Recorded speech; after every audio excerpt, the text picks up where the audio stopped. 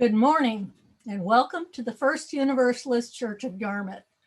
My name is Jane Makala and I'm a member of the Faith in Action Council and its Anti-Racism Working Group. I am so happy to be greeting you this morning live from my home. I'm imagining all of us together in our beautiful sanctuary with Sam, leaning over our pews to greet one another and welcome newcomers. I know that will happen again, and in the meantime, I feel your spirits here with me, all of us together in community, and it feels good. Welcome. At First Universalist, our mission is to explore our faith, embrace this, and to engage the world as spiritual seekers. May we take those words to heart. Before our service begins this morning, I have an announcement or two. All are welcome to join us for fellowship on Zoom this morning following our worship service. The link is in the email you received this morning under the heading Social and Learning Hour. During this time, we can catch up with one another and reflect on the thoughts and questions that may arise for us during today's service.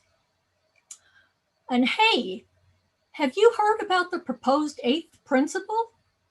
It's a mouthful, but it will call UUs to build a diverse, multicultural, beloved community by our actions that accountably dismantle racism and other oppressions in ourselves and our institutions.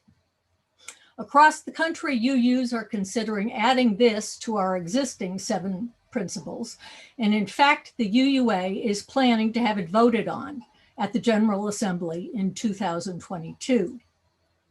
First Universalist, an anti-racism working group, is organizing cottage meetings through Zoom in the coming weeks to discuss the 8th principle. We're hoping that through small group conversations, we can all be ready to endorse the spirit of the 8th principle when we gather for our mid-year meeting on January 31st. Many of you likely received an invitation to one of these cottage meetings. Some of you may already have attended the first one that happened yesterday morning. If you missed the opportunity to RSVP and would like to participate in a cottage meeting, please reach out to Reverend Hillary or to Sarah, whose email is in this week's channel's notice about the 8th principle. But for now, take a deep breath and settle into this different but still sacred space and time we create together each week. Reverend Hillary will lead us into our worship.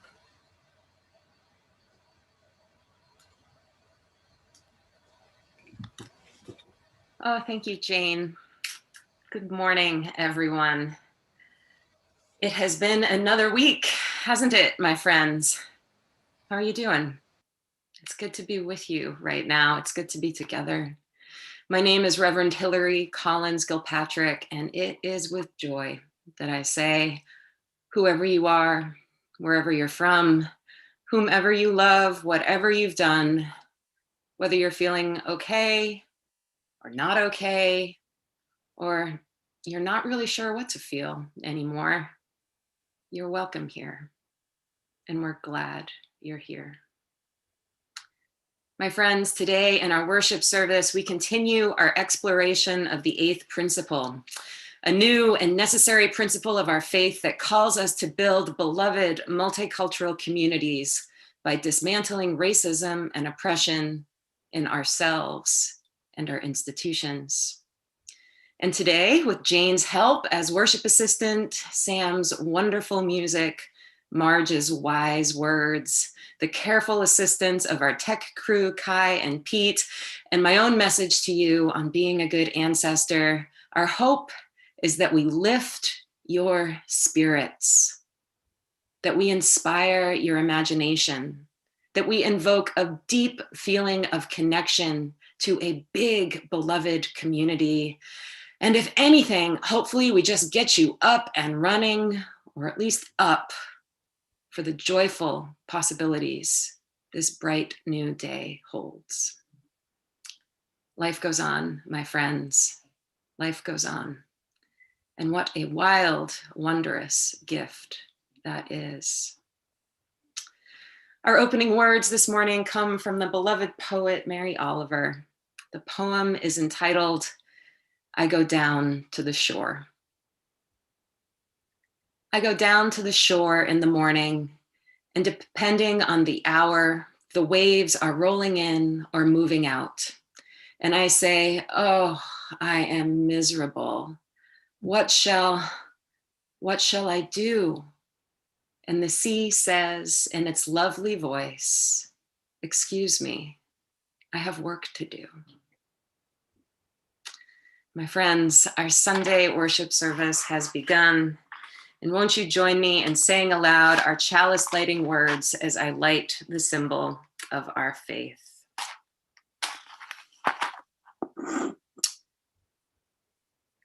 We light our chalice in peace and friendship.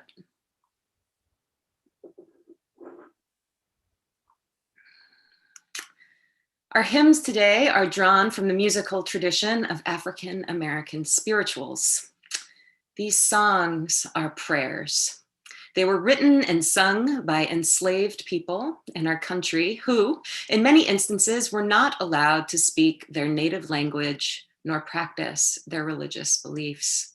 So they turned the Bible verses they were taught into songs, songs that acknowledged their pain, songs that provided peace and comfort, songs that expressed their longings to be rightfully free. The hymn Sam plays today are from our UU hymnals.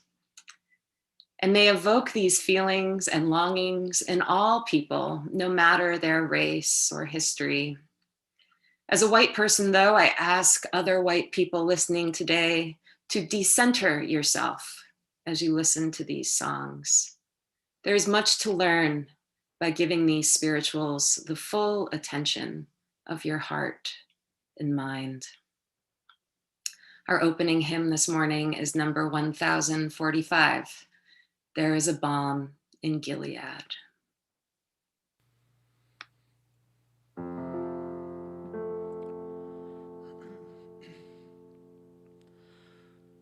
There is a balm in Gilead to make the wounded whole. There is a balm in Gilead to heal the sin-sick soul. Sometimes I feel discouraged and think my work's in vain, but then the Holy Spirit revives my soul again.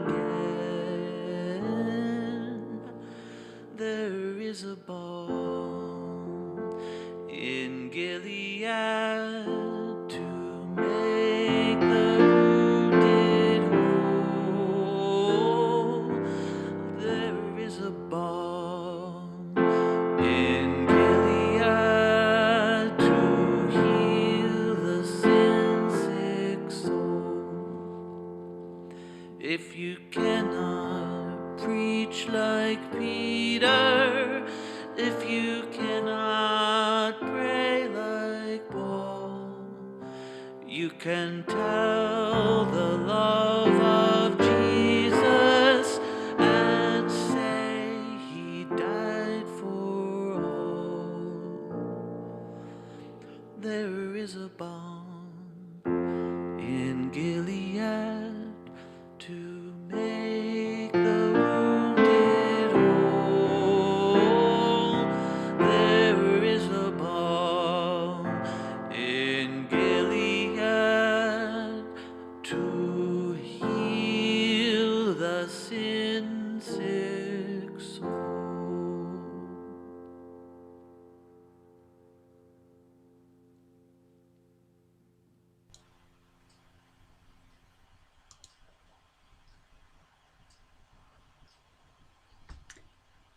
Beloved, community matters. The late Congressman John Lewis said, each generation must do its part to help build what we call beloved community, a nation and world society at peace with itself. A nation and world society at peace with itself.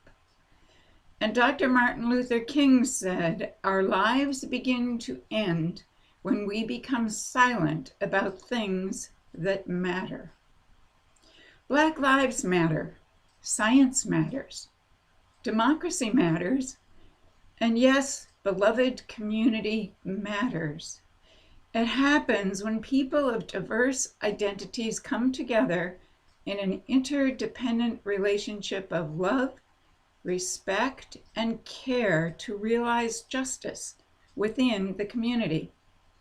At its core, beloved community is about prioritizing the whole over the individual. We before I. Perhaps the survival of humanity depends upon this. Our sacred connection to each other. Yes magazine editor Zenobia Jeffries Warfield wrote that 2020 has made clear that connection to others is indeed a basic need. I offer you her words. We are not individuals, but a collective, this interconnectedness between us, between humans. No matter where in the world we are, the complexion of our skin, the language we speak, the gods we worship, many of us have been experiencing the same fears, the same losses. Of course, that's been true all along, but this global pandemic has us on our knees at the same time. Whether in prayer or surrender, we're all calling on the goodness of each other, on a greater power outside of us and within us, for the health and well-being of a loved one, for an income to feed our children, to pay our bills, for our small businesses to withstand economic collapse. Communities have shown up for each other, even against the backlash from some. Many people joined the national uprising for Black lives and against police violence. We rang bells and banged pans in support of our nurses and doctors who worked tirelessly to save COVID victims. We didn't show up perfect. We didn't show up as experts. We just showed up. We proved our capacity to care for and love our neighbor as ourselves. Going forward, we must hold on to those images of who we can be and continue to show up for, provide for, stand with, and protect each other. Warfield ends telling us it's really not complicated. We all need to feel safe to be safe. We all need to have our basic needs met.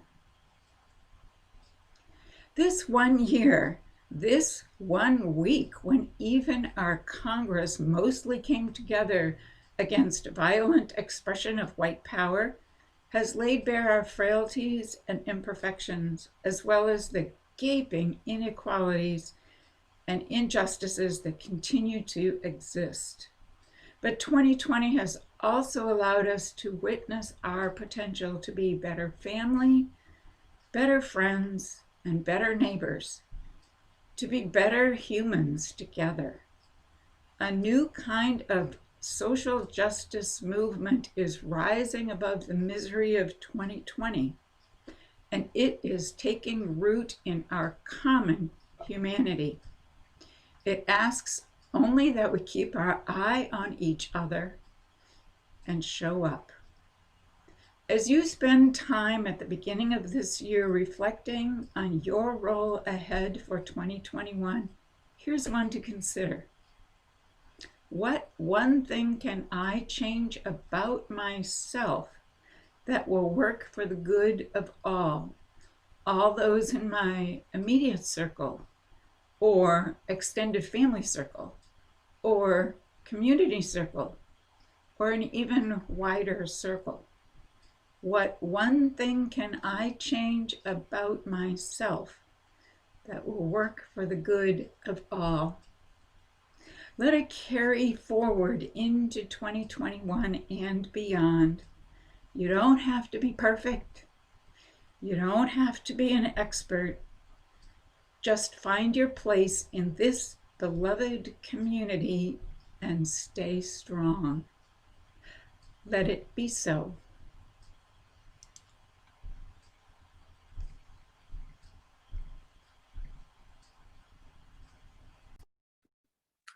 Thank you, Marge. That was so good. Thank you. Could just end it there. Just said everything we need to hear for today. Well, my friends, we now come to the time in our service that we set aside for silent prayer and contemplation. As they're recorded, we're not sharing joys and sorrows during Sunday services this year. But if you have a joy, a sorrow, or a concern you'd like to share with our community, please join us for our Wednesday Vespers services at 7 o'clock on Zoom. We have a regular time for sharing during Vespers. And please know I'm also here to listen and hold your joys and concerns with you. Don't hesitate to reach out. In a moment, we will enter into a time of quiet. This is a time of prayer and meditation, a moment to pause and reflect. And today, during this time of quiet, after this violent and upsetting week in our country, we take a moment to offer peace and comfort to the loved ones of the 5 people who died in the Capitol protests, 4 civilian protesters and a police officer, and offer peace and comfort to the loved ones of the thousands of people who died this week from COVID-19 in our country and throughout the world. We offer loving kindness and courage to our national leaders in these dire times, those newly elected and those who've been in office for years. And we hope that those leaders whose hearts and minds are bound with fear and greed are freed from these tethers swiftly. And to ourselves and to our beloveds, we offer peace, health, clarity, and energy to keep on living fully with compassion and wisdom. Won't you join me now by taking a deep, refreshing breath and entering in to this sacred time of quiet.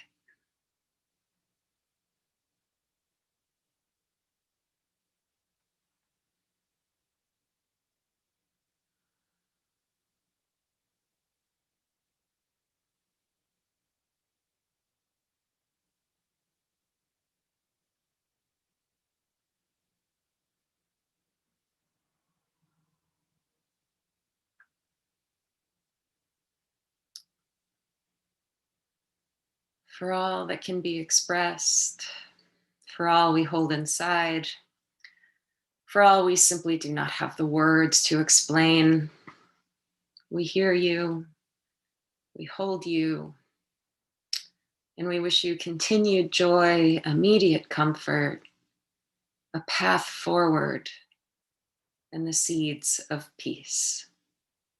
Amen.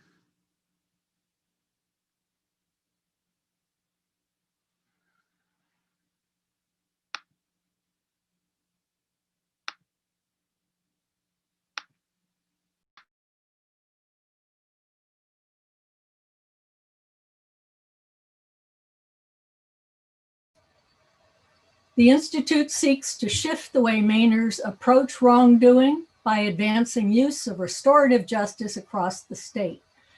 Its community-driven projects include the Youth Justice Program for young people at risk and the Restorative Schools Program, recognizing that students learn how to be in community inside our schools. The Institute is working now with Yarmouth youth and residents following a racist incident in Yarmouth in November. Your financial support will help the Restorative Justice Institute build safer and more peaceful communities from which we all benefit. You're invited to make your offering using the donate button in the order of worship. By clicking this link, you'll be taken to Give Butter, a virtual giving site that accepts a card number, PayPal, and Venmo accounts. You may also give your offering by dropping a check in the mail or using your bank's free bill pay feature. This morning's offering has now been requested and will be gratefully received. Thank you.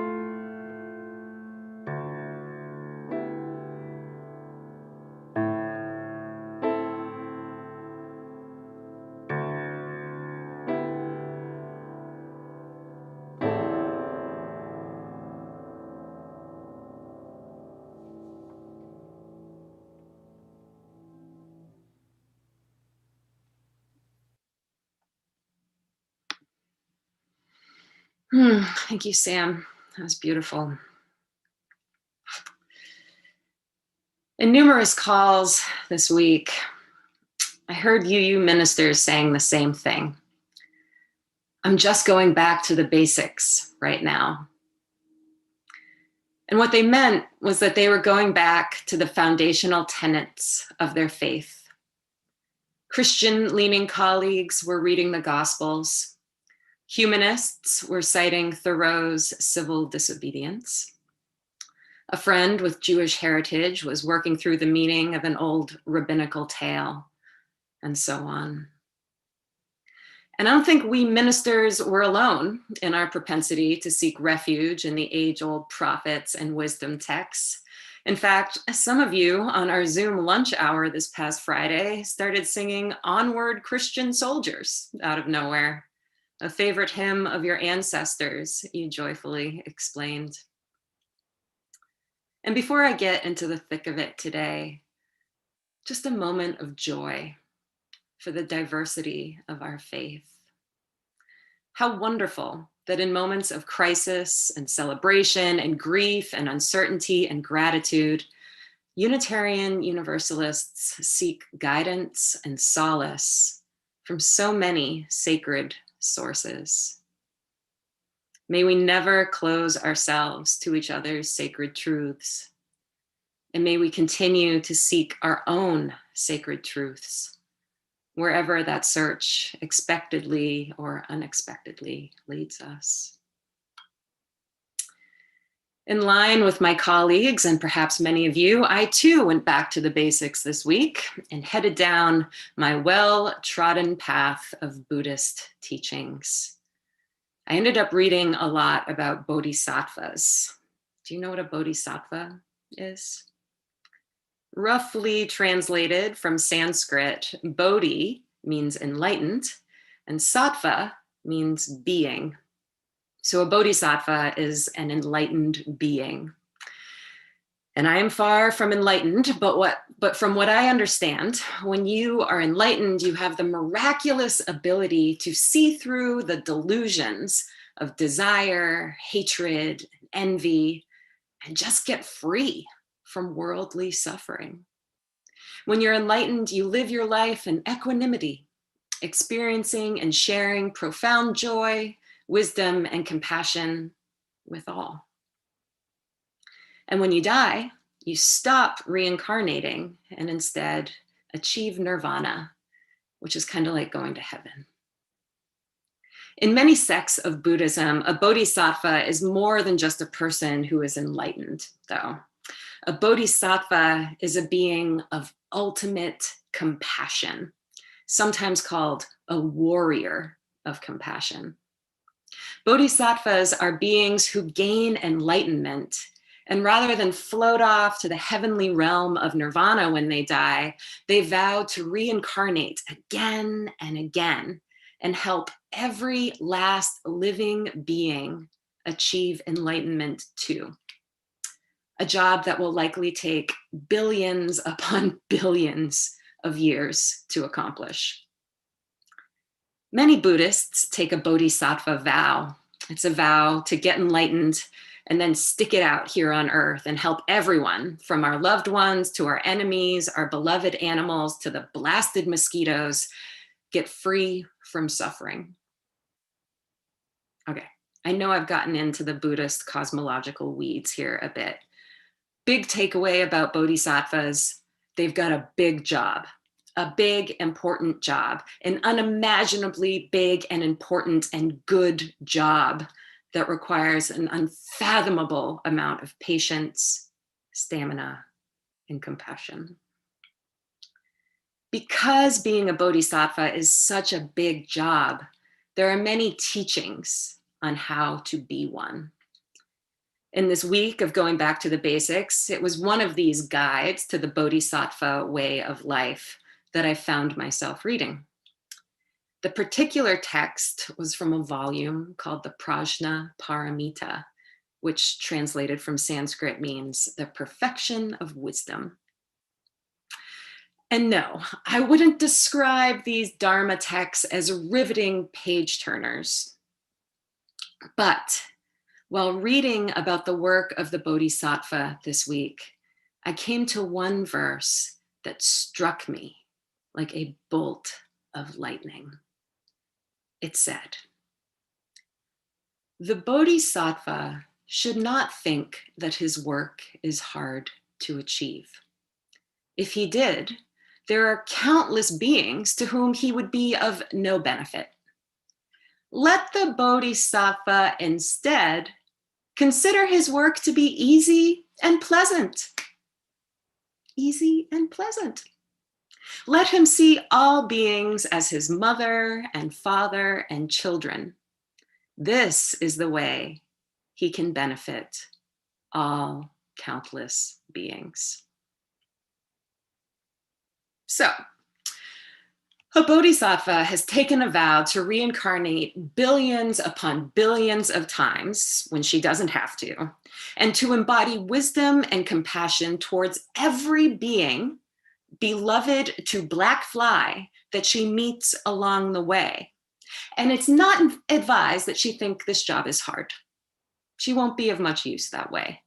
Rather, she should think that this job is easy and pleasant. Okay, so full disclosure, perhaps like some of you, I have taken a bodhisattva vow.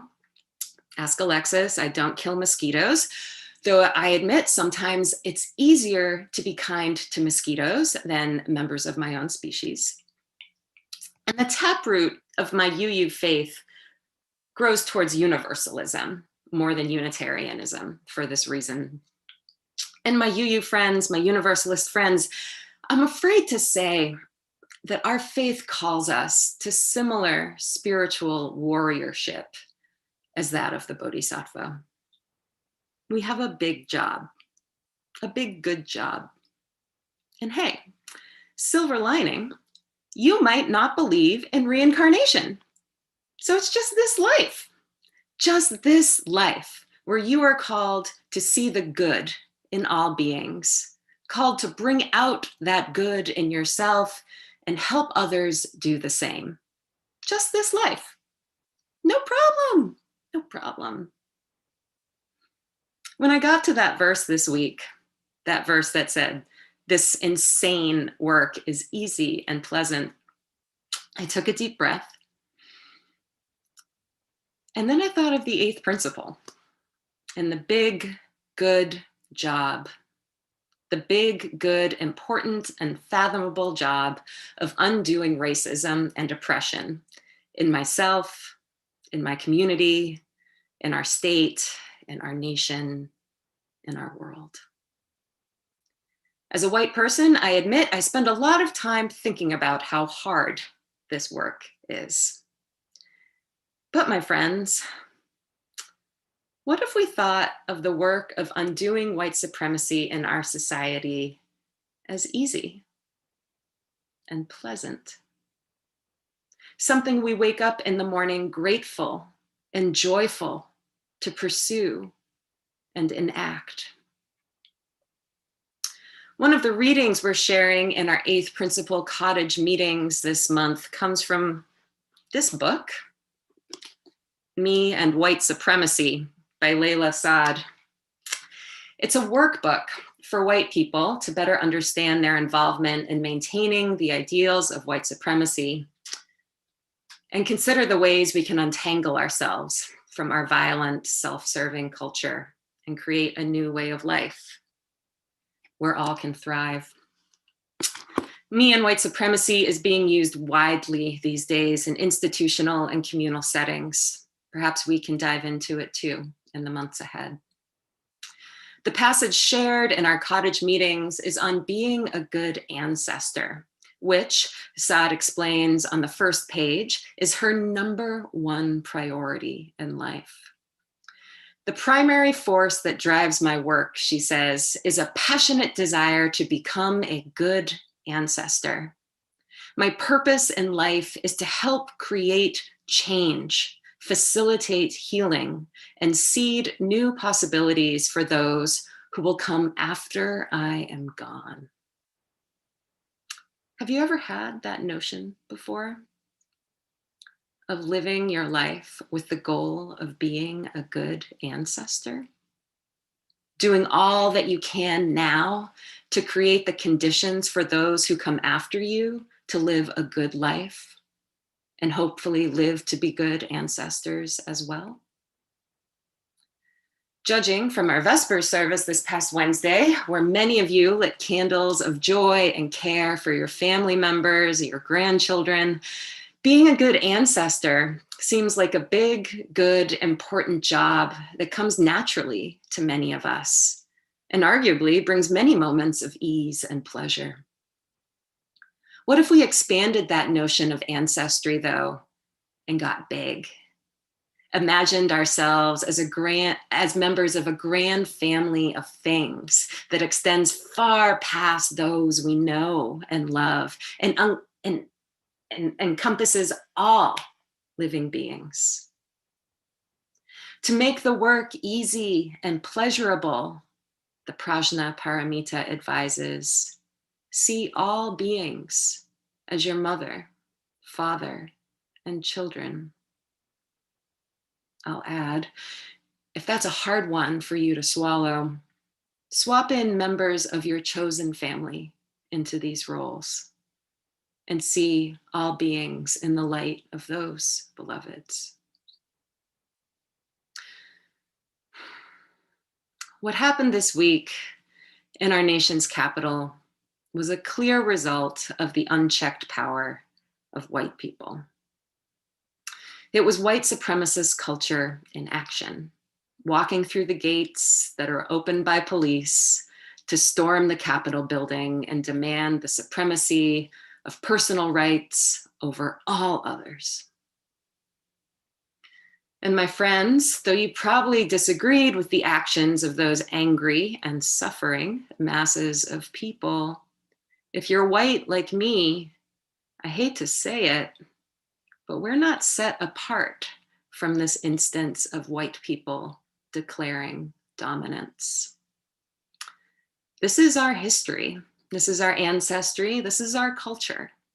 This is why we live comfortably on stolen land. This is why we sing the hymns of other cultures for our own comfort and joy. This is why we aren't shot by police when we're pulled over for speeding. This is why we tend to do what we want when we want. And this is why we feel so surprised when we don't get what we want. In Caste, a gut punch of a racial history reader, Isabel Wilkerson writes, it's common to hear in dominant circles the disbelieving cries, "This is not America," or "I don't recognize my country," or "This is not who we are," except that this was and is who we are, whether we have known it or not.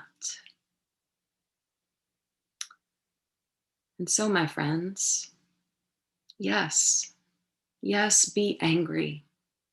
Go on with the necessary cries for impeachment.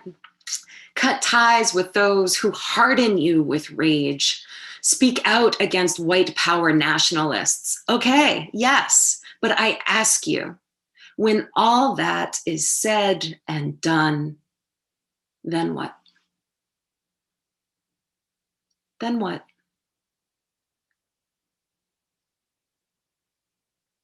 Might I suggest recognizing your place in the family of things and coming back to basics?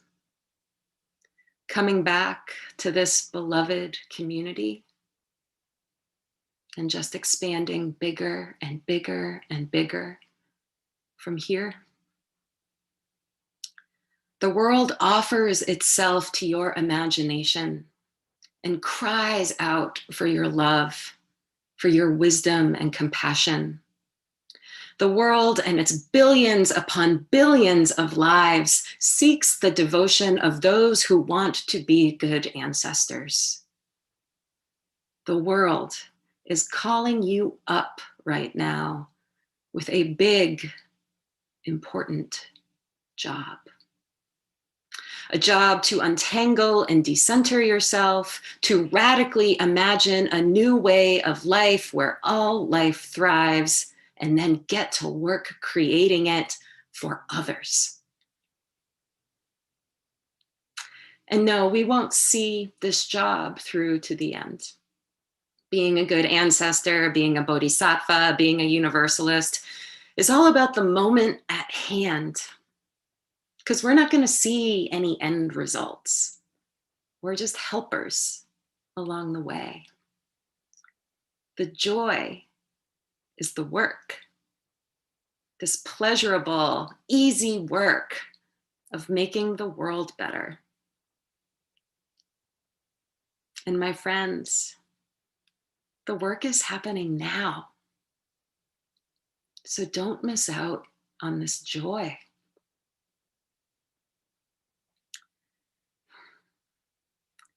Going back to basics, I end today with this familiar poem.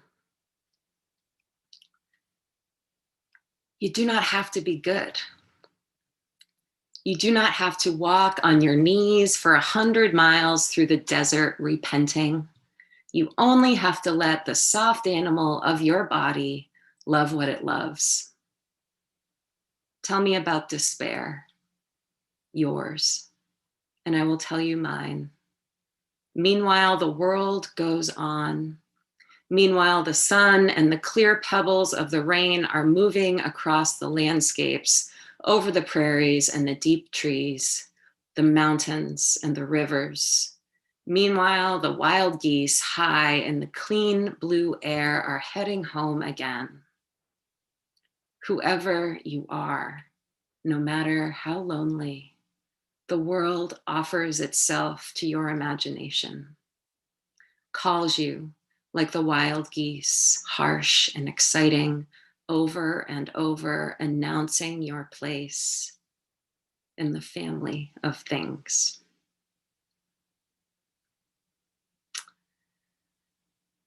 The work is easy and pleasant, and the joy is now, my friends.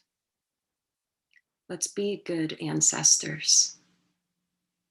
Let it be so.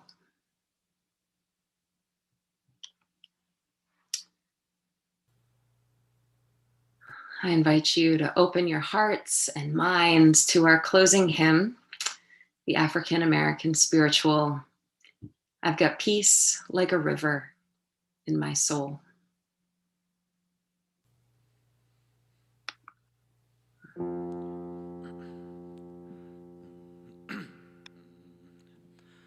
I've got peace like a river, I've got peace like a river, I've got peace like a river in my soul.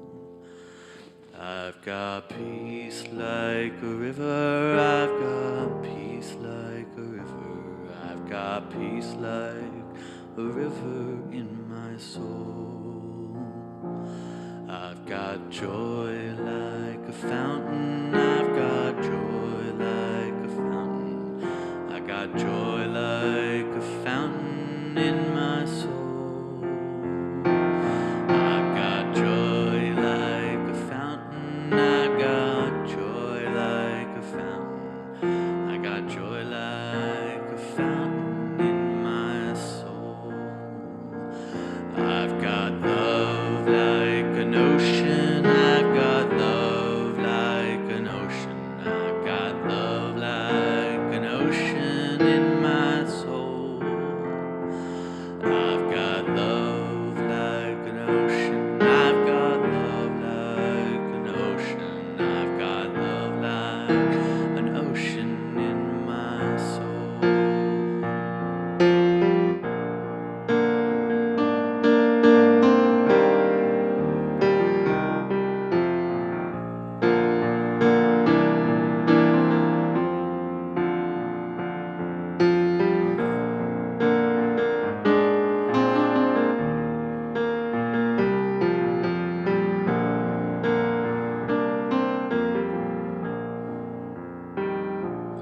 I've got pain like an arrow, I've got pain like an arrow, I got pain like an arrow in my soul. I've got pain like an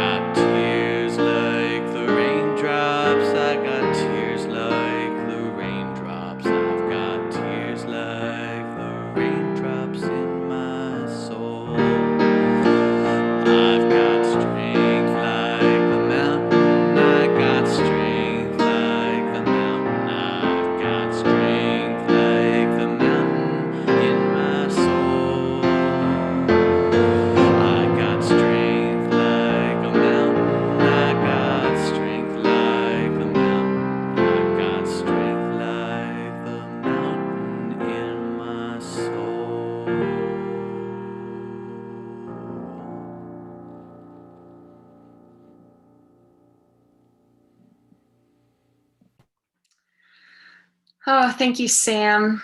And thank you, Jane. Thank you, Marge. Thank you, Kai. Thank you, Pete.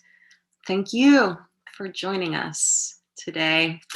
All are welcome to come to coffee hour. The link is in the email you got with the order of worship today.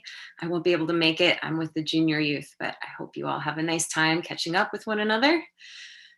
And before we go on to fellowship and chatting, another deep breath and a prayer for us along our way.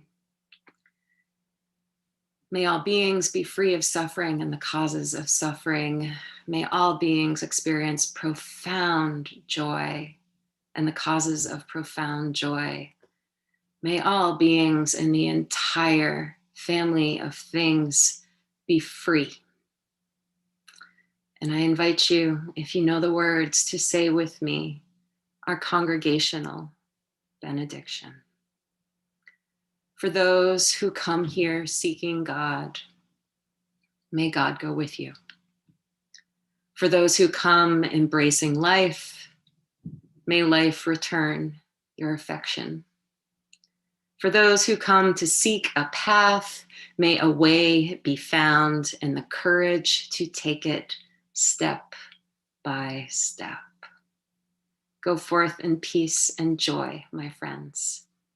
We'll see you soon.